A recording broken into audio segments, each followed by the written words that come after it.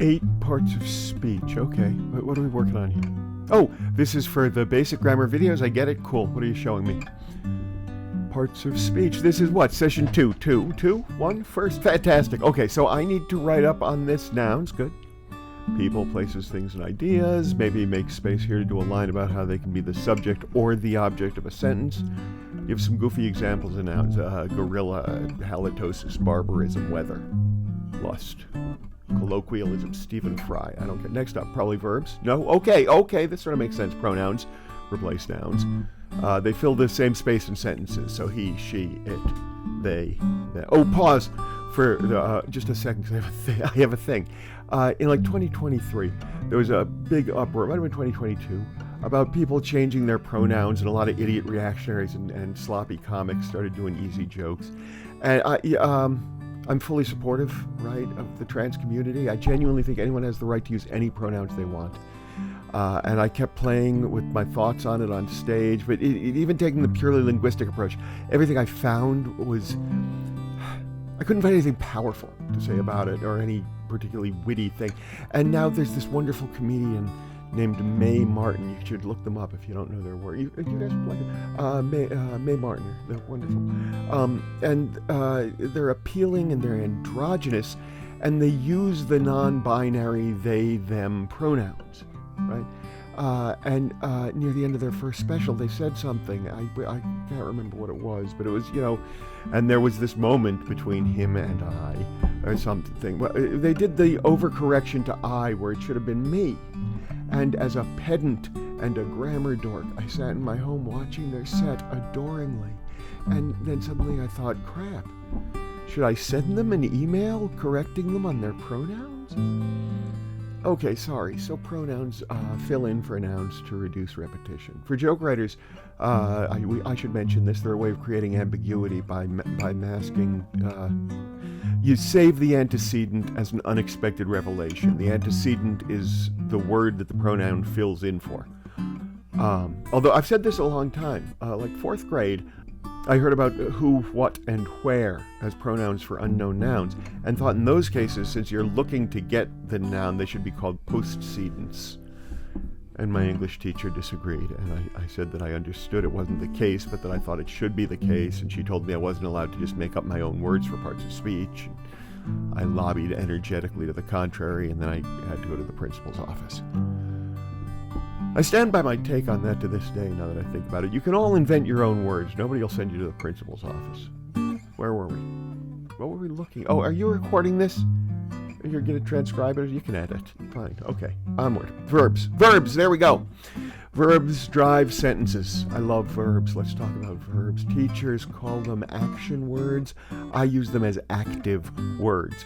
We already recorded the segment on the active voice and how it changes the work and the way we think, right? I know I scripted it. Okay. To my mind, verbs serve the most important role in writing. Action over the course of a sentence matters. We move readers from subject to predicate to object regularly so that when we break pattern, the sentence affects them differently. Danny Simon famously said, "Don't verb your nouns." But I disagree with that as much as I disagree with any instructor who tells you whether you're allowed to invent words. Adjectives describe nouns. They give size, they give color, they give shape, they provide more information about a noun. Do we need anything else on that? Right. Adverbs, same sort of thing, but for verbs.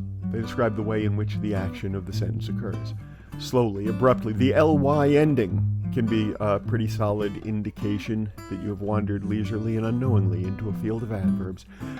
There are probably a bunch without the ly ending that I can't think of right now. Put some on the screen, and if you want, I can do them in ADR later. Prepositions are... Someone grab a dictionary or something, see if I get this right. So someone check all of this, in fact, would you? When you do this script or whatever, just make sure I'm not talking out of my ass about some of this. The inability to come up with adverbs beyond the ly ones threw me off my... because I eschew them. I'd way rather have someone slouch along the sidewalk than have them, I don't know, walk adolescently. A good verb serves so much better than a weak verb modified. Sorry, prepositions. They're about relationships, aren't they?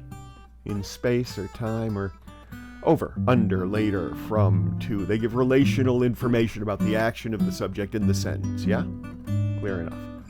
Or the subject, yeah, they just give relational information in space or time. Conjunctions will always make me hum the Schoolhouse Rock song, a tribute to the power of music and rhyme and rhythm in the learning process.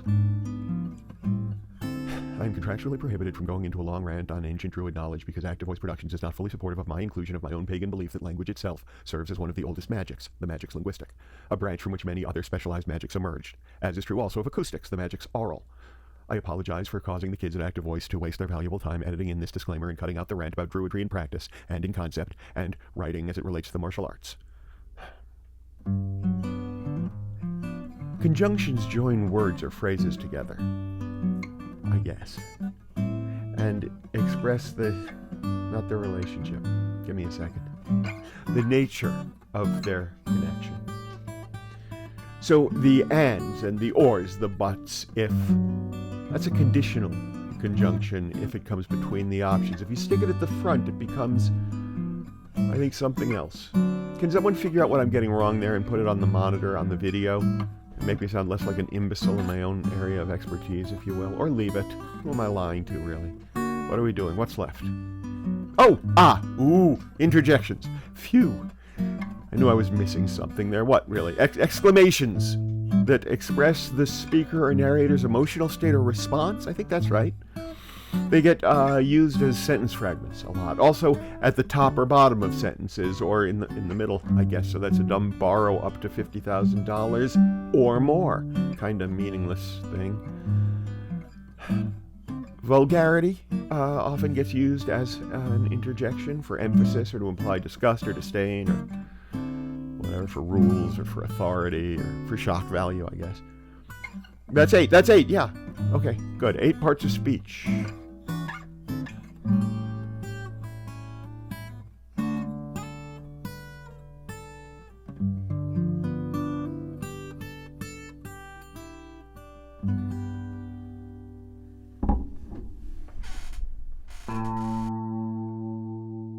Listen to your breath.